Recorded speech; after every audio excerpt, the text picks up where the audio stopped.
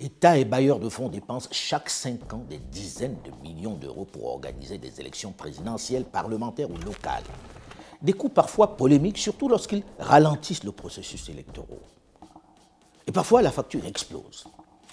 Tenez, en 2010, en Côte d'Ivoire, les partenaires internationaux ont versé près de 252 millions d'euros pour les élections, un record en Afrique. En 2018, les élections présidentielles et législatives ont coûté au Mali un peu plus de 76 millions d'euros, soit presque 50 milliards de francs CFA. Ceci pour reconduire un président déjà aux affaires depuis 5 ans. 3 ans après, il a été renversé. C'est un peu comme si on avait mis cette extraordinaire somme dans les toilettes et on a tiré la chasse puisque ni le président élu, ni les députés ne sont plus là. Ils ont été balayés par les difficultés de la gouvernance. Cette somme correspond à plus de 10 hôpitaux de référence dont ont vraiment besoin les populations. Des hôpitaux qu'ils n'auront jamais. Au Cameroun, on a dépensé en 2018 pour les élections présidentielles un peu plus de 82 millions d'euros, soit 54 milliards de francs CFA, pour reconduire le président aux affaires depuis novembre 1982. Et presque les mêmes représentants à l'Assemblée nationale, soit l'équivalent de 530 écoles de qualité dans le pays, ce qui changerait considérablement le monde scolaire et académique. Je ne parle pas du nombre d'hôpitaux qui auraient été construits pour le même prix, des choses concrètes qui auraient changé la vie des populations. Au Burkina Faso, en 2015, on a dépensé pour la présidentielle et les législatives un peu plus de 47 millions d'euros, soit plus de 30 milliards de francs CFA dans un pays enclavé où on manque de tout, où les hôpitaux sont des mouroirs et où la priorité doit être la sécurité face à des bandes armées qui tuent sans discernement dans les villages du pays, où les militaires manquent d'équipements pour défendre l'intégrité du territoire. Après avoir dépensé la même somme il y a moins de 2 ans, le président Roch-Marc Christian Kaboré a été renversé et le Parlement dissous.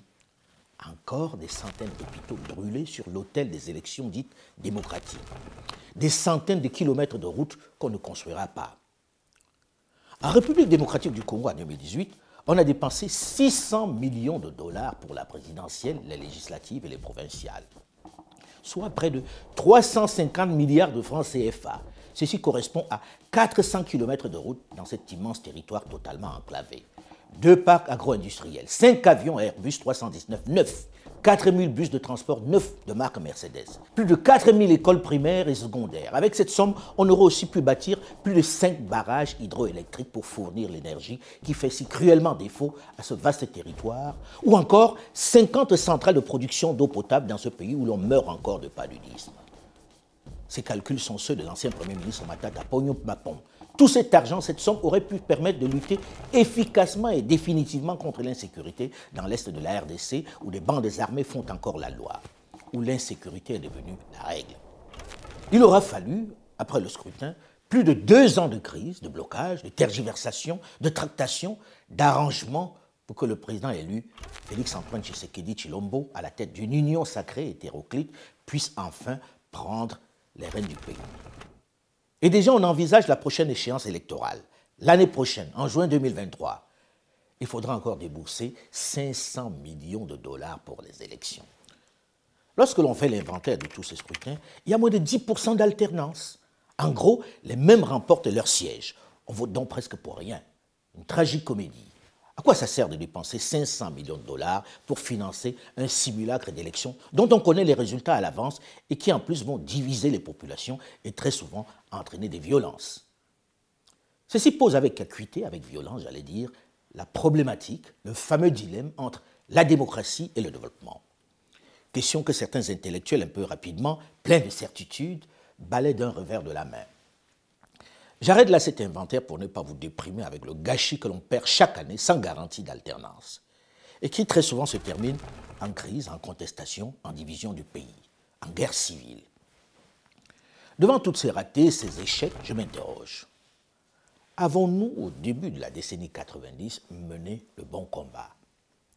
Est-ce bien de cette démocratie dont le continent a urgemment besoin? Son salut ne passe-t-il pas, contrairement à la réflexion de Barack Obama, par des hommes forts? La doctrine nécessaire n'est-elle pas celle qui promeut le développement?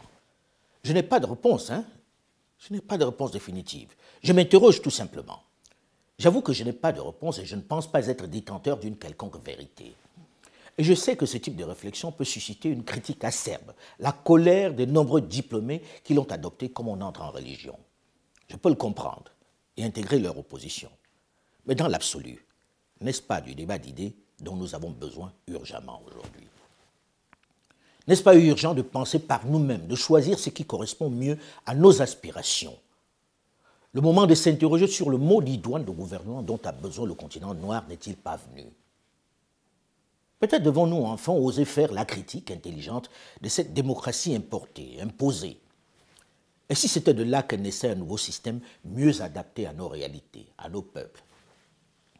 Déjà, comment pouvons-nous imposer à nos parents, à nos campagnes, au plus grand nombre, un système qu'ils ne comprennent pas, qu'ils ne peuvent pas traduire dans leur langue, un modèle qu'ils ne peuvent pas définir? Mais dans la réalité, lorsque l'on regarde les chiffres et les indices de développement, la population s'est paupérisée. Les jeunes sont désenchantés. La crise est de plus en plus aiguë. Les écoles qui autrefois offraient vermifuges, vaccins et autres comprimés de Nivaquine ressemblent à des écuries mal entretenues où le maître, les enseignants impuissants sont devenus des gardiens d'enfants et leur souffre-douleur. Bref, la situation économique et sociale s'est détériorée presque partout. On a installé au sud du Sahara francophone des démocraties électorales qui coûtent une fortune sans presque jamais apporter de solution.